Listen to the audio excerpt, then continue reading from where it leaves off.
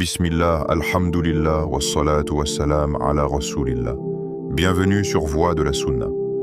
As-tu déjà pensé qu'un geste aussi simple, aussi anodin qu'une douche, pouvait influencer ton énergie, ta santé, et même ta spiritualité? Peut-être que pour toi, prendre une douche est juste une question d'hygiène, un réflexe quotidien. Mais dans la lumière du Coran, de la Sunna, et même à travers ce que la science moderne commence à découvrir, tu vas réaliser que l'heure à laquelle tu te laves n'est pas un détail sans importance. Aujourd'hui, nous allons plonger dans ce sujet surprenant. Les meilleurs moments pour se laver et ceux qu'il faut absolument éviter. Tu verras comment chaque choix, même aussi simple qu'une douche, peut soit renforcer ton énergie, soit l'affaiblir, soit t'ouvrir à plus de concentration dans tes prières, soit te priver de cette baraka. Alors, je vais te demander une chose. Reste bien jusqu'à la fin de cette vidéo, car une surprise t'attend, un rappel précieux qui pourrait changer ton quotidien. Et avant de continuer, écris-moi en commentaire un mot ou une phrase qui résume ton rapport avec la douche. Peut-être fraîcheur, purification, ou même repos. Je veux voir ce qui te vient en premier quand tu entends ce mot. Et si tu trouves ce rappel utile, abonne-toi dès maintenant à Voix de la Sunna. Active la cloche et partage cette vidéo avec ceux que tu aimes. Parce que tu ne sais pas, peut-être que ce simple partage sera une cause de baraka dans leur vie et une cause de récompense pour toi auprès d'Allah. Regarde bien autour de toi. Dans notre société moderne, tout va vite. On pense que l'essentiel, c'est juste être propre, sans se demander quand ni comment. Mais l'islam n'a rien laissé au hasard. Chaque geste de la vie quotidienne peut être transformé en adoration. Même l'eau qui coule sur ta peau peut devenir un rappel d'Allah, si elle est utilisée avec conscience et au bon moment. Et c'est ça qui est extraordinaire. Le croyant attentif ne sépare jamais son corps de son âme. Il comprend que le corps est une amana, un dépôt sacré confié par Allah, et qu'en prendre soin au bon moment, c'est préserver aussi sa spiritualité. Tu vois, nous allons ensemble découvrir dans ce rappel 3 dimensions. 1. Spirituel, ce que le Coran et la Sunna disent sur les rythmes du jour et de la nuit. 2.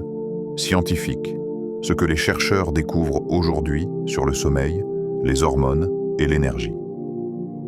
3e pratique, les moments précis à privilégier et ceux à éviter pour ne pas nuire à ta santé ni à ta foi. Alors, accroche-toi, car tu risques d'être surpris. Tu vas découvrir que prendre une douche à minuit ou juste après avoir mangé peut avoir des conséquences beaucoup plus lourdes que ce que tu croyais. Et tu vas voir aussi qu'il y a des moments bénis, recommandés par la Sunna, qui transforment ce simple geste en un acte d'adoration et une source de lumière. Imagine-toi un instant. Tu rentres tard, tu te sens fatigué, et tu te dis « une douche va me détendre ». Tu ouvres l'eau, elle coule, tu sens la fraîcheur sur ta peau. Mais ce que tu ignores, c'est que ton système nerveux est en train de recevoir un choc. Ton sommeil sera perturbé, ton énergie du lendemain diminuée, et peut-être même ta concentration dans la prière de Fajr compromise. Tout ça pour une simple douche mal placée. À l'inverse, pense à ce croyant qui, avant de se lever pour Fajr, fait couler un peu d'eau tiède sur son corps. Non seulement il réveille son organisme et clarifie son esprit, mais en plus, il se purifie juste avant de se tenir devant Allah. Dans ce cas, l'eau n'est plus un simple liquide, c'est un rappel, une préparation, un soutien pour son adoration. Tu comprends maintenant pourquoi ce sujet, qui paraît banal, est en réalité rempli de sagesse et de signes. Allah a créé le jour et la nuit avec des rythmes précis. Et aller contre ces rythmes, c'est comme ramer à contre-courant. On s'épuise, on se fragilise et on perd de la baraka. Mais marcher en harmonie avec eux, c'est entrer dans un équilibre qui profite à ton corps, à ton cœur et à ton âme. Alors prépare-toi, car dans un instant, nous allons entrer dans le vif du sujet. Tu vas découvrir les heures qu'il faut éviter, les risques cachés derrière une simple douche mal programmée, et surtout les moments bénis qui apportent force, sérénité et lumière. Suis-moi attentivement et n'oublie pas, commente, abonne-toi, partage et reste jusqu'à la fin pour la surprise que je t'ai promise. Passons maintenant à la première clé de ce rappel. 1. Le corps a des droits sur nous. Le prophète a dit « Ton corps a un droit sur toi » Bukhari et Muslim. Ces mots, courts mais puissants, nous rappellent une vérité trop souvent négligée. Nous ne sommes pas les propriétaires absolus de notre corps. Nous n'en sommes que les gardiens. Allah nous l'a confié comme une amana, un dépôt sacré. Tout comme nous devons respecter la vie, les biens et l'honneur d'autrui, nous devons aussi respecter notre propre organisme. Beaucoup de croyants pensent que l'adoration se limite aux prières, au jeûne et à la récitation du Coran. Mais en réalité, prendre soin de soi, manger correctement, dormir au bon moment, respecter les besoins du corps, fait aussi partie de l'adoration. Le corps est l'instrument qui nous permet de prier, de jeûner, de marcher vers la mosquée, de travailler pour subvenir aux besoins de notre famille. Si cet instrument est affaibli ou brisé, comment pourrons-nous remplir nos devoirs envers Allah et envers les autres? Allah dit dans le Coran, « Et c'est parmi ces signes votre sommeil de nuit et de jour. » Ar-Rum 30, 23. Ici, Allah ne parle pas seulement du sommeil comme d'un simple besoin biologique. Il le place parmi ces signes. Cela veut dire que dormir et se reposer font partie de l'équilibre qu'Allah a inscrit dans la création. La nuit n'est pas faite pour que l'homme lutte contre sa nature, mais pour qu'il recharge ses forces et trouve la sérénité. Quand nous brisons ce cycle, en négligeant le sommeil ou en imposant à notre corps des habitudes désordonnées, nous ne faisons pas seulement du tort à notre santé, nous manquons aussi de respect envers ce dépôt confié par Allah. Imagine ton corps comme un serviteur fidèle. Chaque jour, il travaille sans relâche pour toi. Ton cœur bat, tes poumons respirent, ton cerveau analyse, tes muscles te portent. Mais ce serviteur a besoin de pause, de repos, d'attention. Si tu le pousses à bout, il s'épuise, il se révolte et un jour, il t'abandonne. Voilà pourquoi le prophète a insisté. Ton corps a des droits. Les savants expliquent que cette parole englobe plusieurs domaines. Le droit au repos, dormir suffisamment et au bon moment. Le droit à l'alimentation équilibrée. Éviter les excès et les négligences. Le droit à l'hygiène.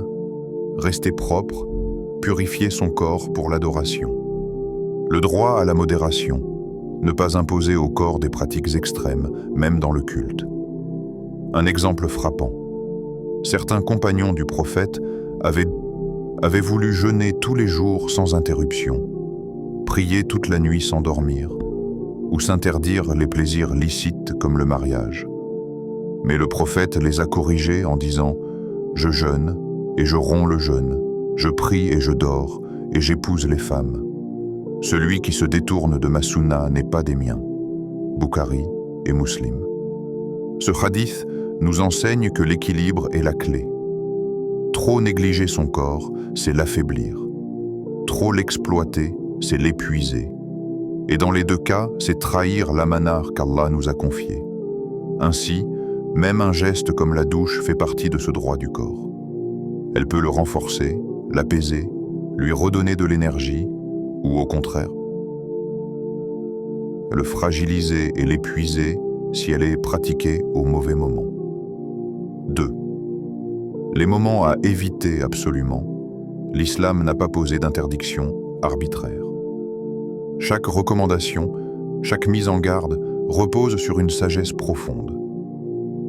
Et quand on regarde la science moderne, on découvre que ce que le Coran et la Sunna enseignaient déjà, la médecine commence seulement à l'expliquer. Voici 3 moments où se doucher devient nocif. Un très tard la nuit, après minuit. La nuit est un temps sacré. Allah a dit « Et nous avons fait de la nuit un vêtement » Al-Furqan 25, 47. C'est-à-dire une couverture, un moment de repos et de protection. Quand tu prends une douche froide ou chaude en pleine nuit, tu perturbes ton corps au moment où il se prépare à ralentir. Ton système nerveux reçoit un choc, ton rythme cardiaque s'accélère, ta température interne se modifie. Résultat, au lieu de dormir profondément, tu luttes contre l'insomnie. Les chercheurs parlent de la désynchronisation des cycles circadiens. C'est comme si ton corps, programmé pour dormir, recevait un signal d'alerte. Au réveil, tu es fatigué, irritable, et ta concentration dans la prière du matin est affaiblie. De plus, des études montrent que se doucher tard la nuit, surtout avec de l'eau froide, peut affaiblir le système immunitaire. C'est pourquoi certaines personnes qui ont cette habitude souffrent de migraines, de douleurs musculaires, voire de rhumatisme. Un détail qui semble banal devient donc une cause de fatigue spirituelle et physique. 2. Juste après un repas copieux. Après avoir mangé, ton organisme concentre son énergie sur la digestion. Le sang afflue vers ton estomac et tes intestins pour transformer la nourriture en énergie.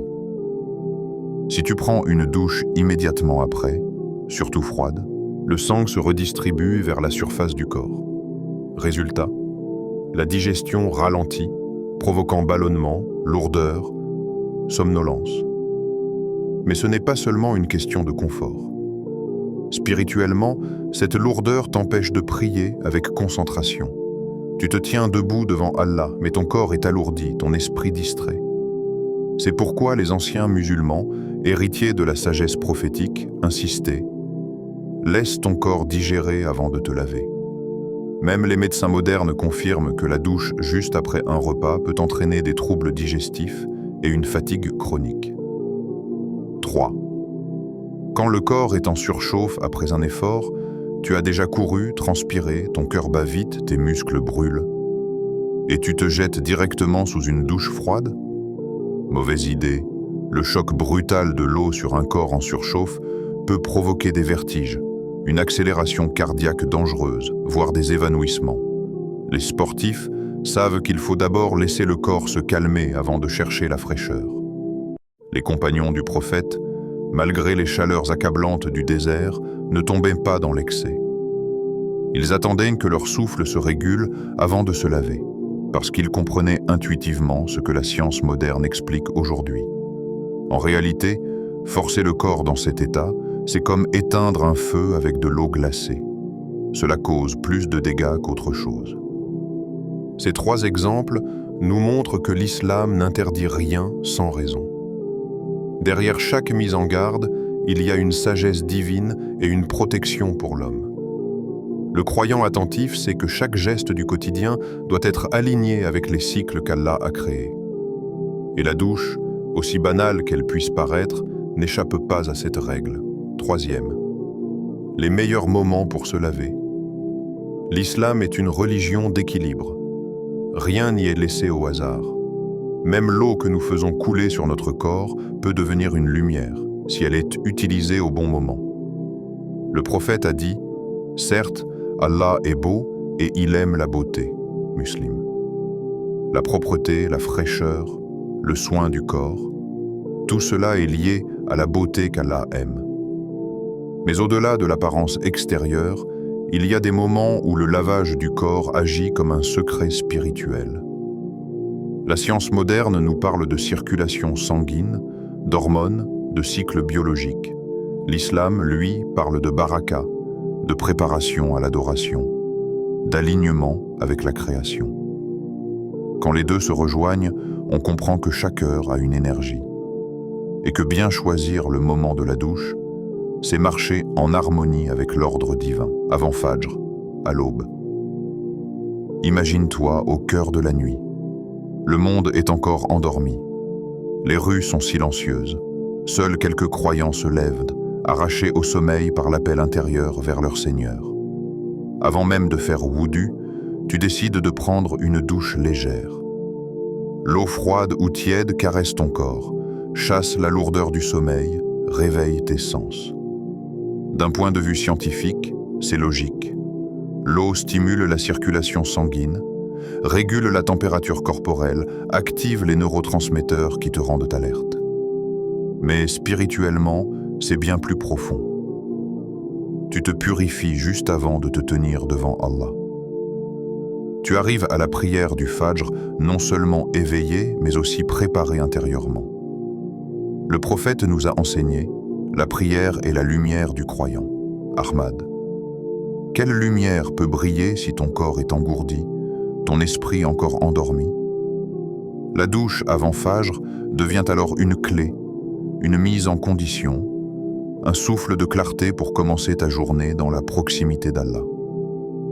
Le vendredi avant Jumu'ah, le prophète a dit « Le ghusl du vendredi est une obligation pour tout homme pubère » Bukhari et Muslim. Il ne s'agit pas d'une simple formalité sociale. Le vendredi est le meilleur jour de la semaine. C'est le jour choisi par Allah pour rassembler les croyants, pour multiplier les bénédictions, pour illuminer les cœurs.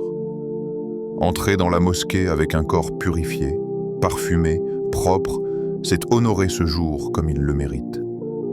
Les savants expliquent que le ghusl du vendredi a deux dimensions.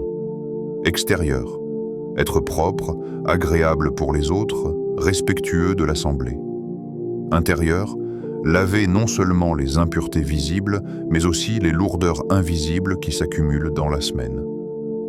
Des chercheurs modernes montrent que se laver améliore la confiance en soi, réduit le stress et favorise les interactions sociales. Mais pour le croyant, c'est bien plus que cela. C'est entrer dans un état de lumière, prêt à écouter le khutba, à prier en groupe, à recevoir la baraka de ce jour béni. Avant les grandes adorations, il y a des moments où la préparation spirituelle exige aussi une préparation physique. Le Ramadan, l'Eid, le Hajj, les prières nocturnes comme le Tahajjud. Tous ces instants d'adoration sont encore plus intenses quand le corps est prêt. Les savants rapportent que le prophète recommandait le ghusl avant les grands rassemblements et avant de se présenter devant Allah dans des moments particuliers. Ce n'est pas seulement un acte d'hygiène, c'est une façon de dire à ton Seigneur « Je viens à toi dans le meilleur état possible ». Des témoignages racontent que certains étudiants prenaient l'habitude de se laver avant Tahajjud. Résultat, leur concentration doublait, leur cœur s'apaisait et leur connexion avec Allah devenait plus profonde.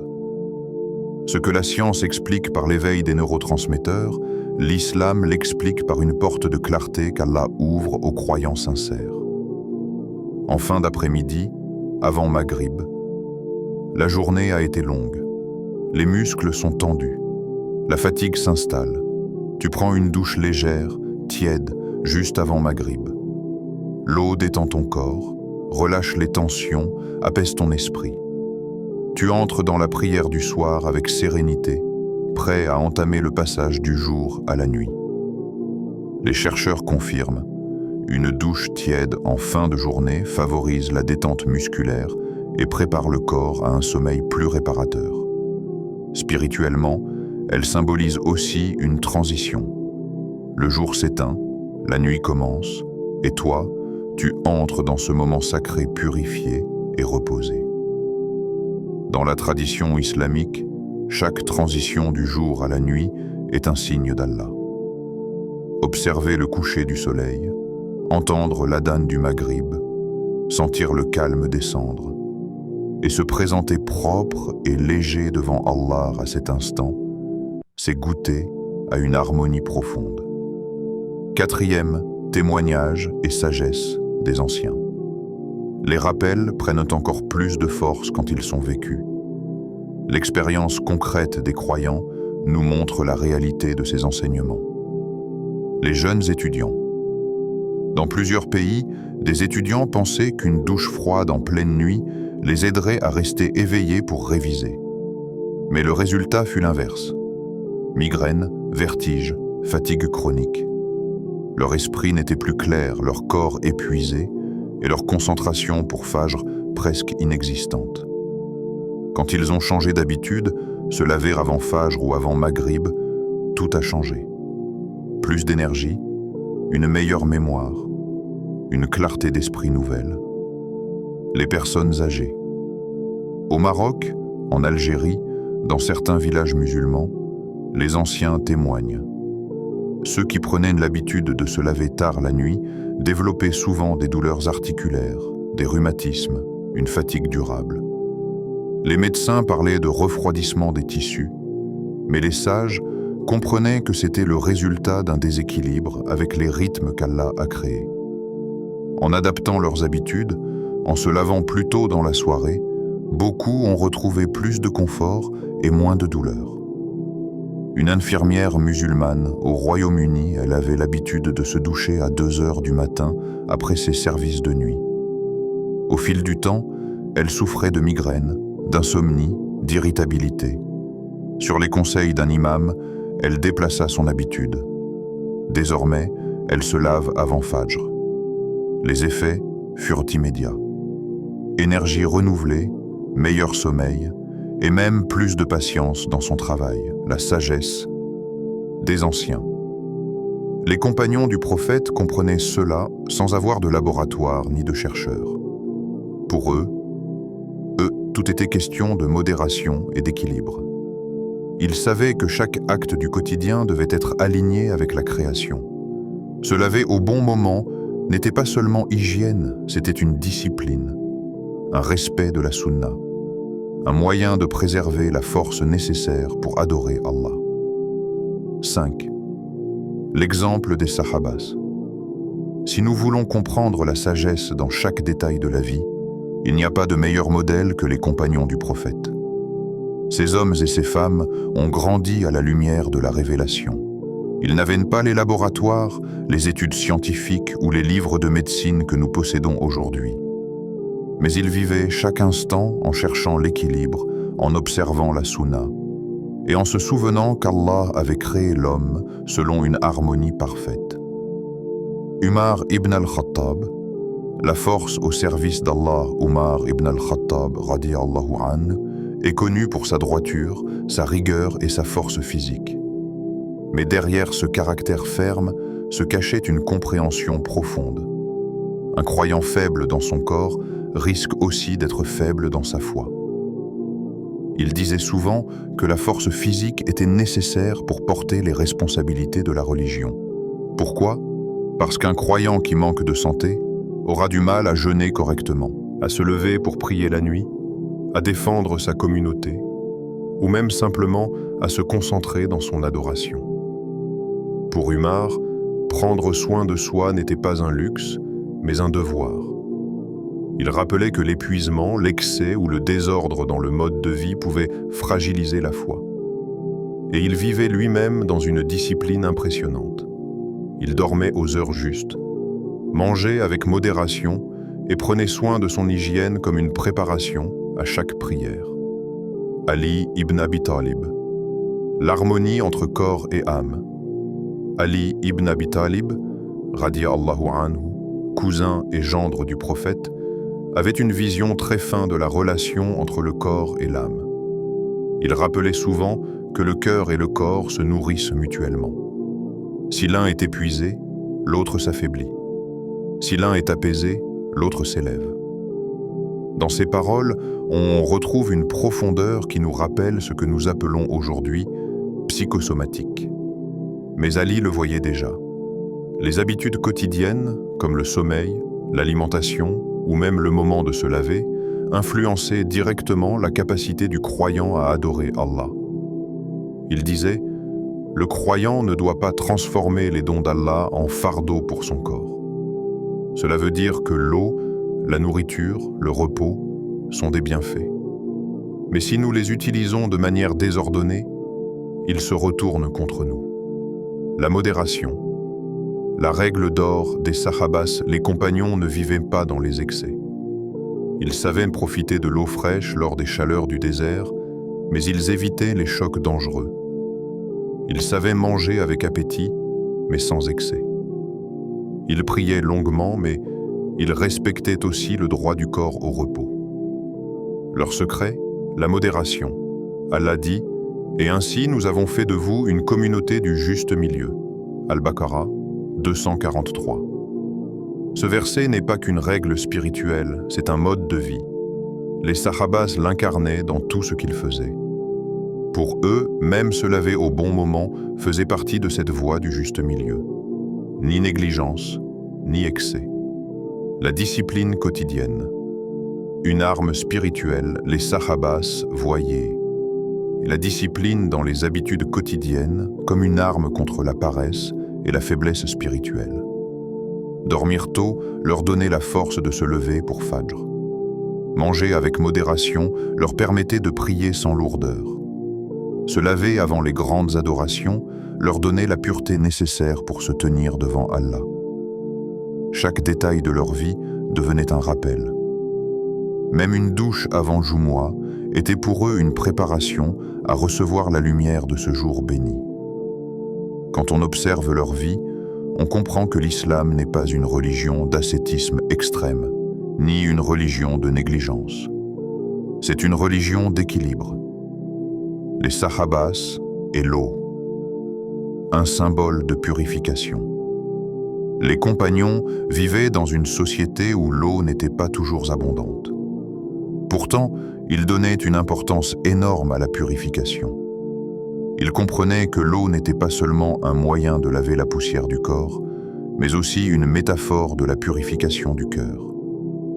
Un hadith rapporté par Muslim dit «